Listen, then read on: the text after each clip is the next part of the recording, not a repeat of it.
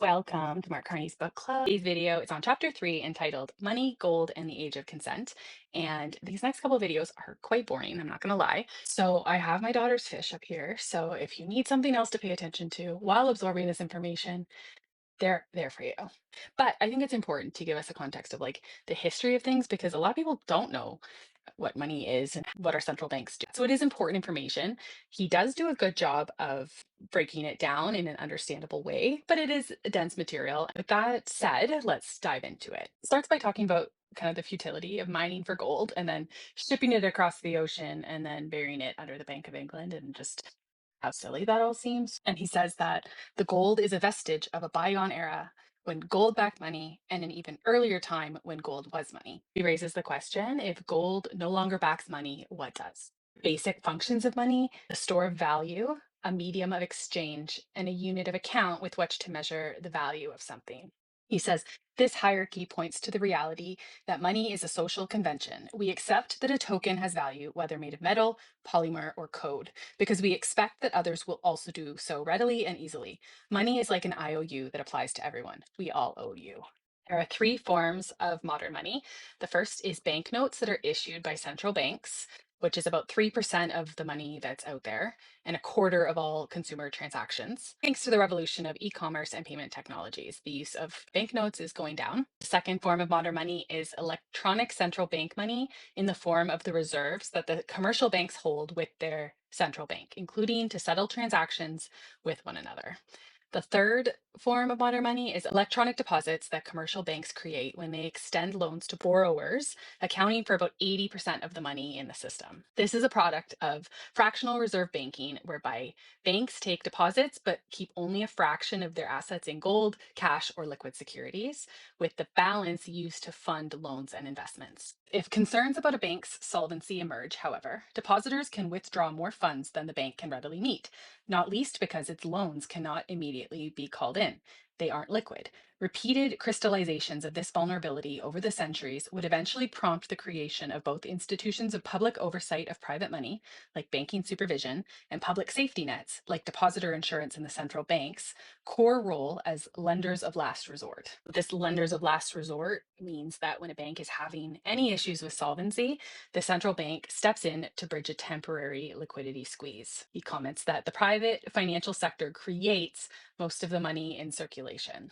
So I guess it wasn't just Justin Trudeau printing money. Sorry, I had to. The principal way banks create money is by making a loan. When the bank decides a borrower is creditworthy, that they are likely to pay the loan back, it credits their deposit account for the amount of the loan and new money enters circulation. Monetary policy is the ultimate limit on money creation because by changing interest rates, it directly influences the price of money and other financial assets, and therefore the demand for the money created by the private sector. He goes on to describe many historical situations where private banks issued money that had inconsistent backing. The free banking era in the US from 1837 to 1863 was a chaotic period of wildcat banking. The Federal Reserve System was established to oversee the banking system in 1913. Maintaining confidence in currency is the fundamental responsibility of a central bank. There have been two approaches to maintaining public confidence in money and guarding against debasement. The first is backing by a commodity, principally gold and occasionally land or oil. And two, backing by institutions led by independent central banks. There's a section called What Backs Money? The Gold Standard. So he speaks of the olden days when various precious metals backed our currency. But a persistent issue was the unpredictable supply of the precious metals that were backing the currency. In the 1700s, many countries operated under bimetallism, whereby currency was backed by a combination of silver and gold, until the gold exchange standard took effect in the latter half of the 19th century. A quote from the book is that as the sophistication of the private banking system increased, the bank became the lender of last resort, intervening to finance solvent private banks at times of market stress. As we shall see, the addition of these prudential responsibilities created conflicts for the bank, such as when balance of payment pressures demanded higher interest rates, but domestic banking problems required lower ones. The difficulties in choosing between external and internal balance would fatally undermine the gold standard and continues to represent one of the greatest challenges to achieving monetary and financial stability. On the adoption of the International Gold Exchange Standard, so David Hume first described the workings of the gold standard more than a century before it fully came into being. Each time goods were exported, the exporter received payment in gold, which was brought to the mint to be coined. Each time an importer bought a good, they made a payment by exporting gold.